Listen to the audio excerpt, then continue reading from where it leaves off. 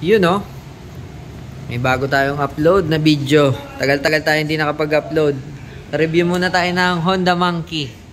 Yan, nandito tayo sa Moto Atelier. Yan. Review natin tong Honda Monkey. 125cc, ayan siya. Meron siyang napakaganda ng susi niya. Oh. Tingnan nyo naman. Tapos ito maganda sa kanya yung panel niya. Yun no, kumikindat-kindat pa sa'yo. Oh ha. Meron siyang clutch, tapos 5-speed, manual. Ayan, makina niya, 125cc.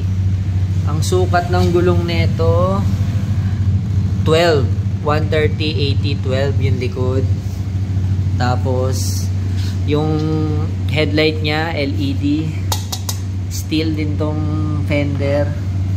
Tapos naka-inverted fork. Iyan oh, ganda oh. Diba? Tapos meron din siyang kapatid na to, si Honda Dax. Ito yung isa niya. Parehas ng specs. Ang pinagkaiba lang nila, ito may ABS ito. Isa. May ABS siya. 4-speed naman to. Ito naman, parang XRM. Wala siyang clutch. Yan. Tapos yan, 125 din. 4-speed lang to, 4-speed. Ito, ang cambio nito, 1 down, 4 up. 5-speed na manual.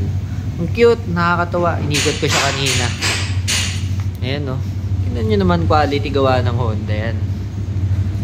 Gusto nyo malaman yung price? Ang presyo niya ito is 350,000. Dito yan. Dito nyo makikita sa shop nila.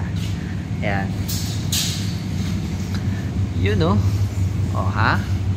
Pag nagustuhan nyo, punta lang kayo dito. Sheesh! Gwapo. Okay.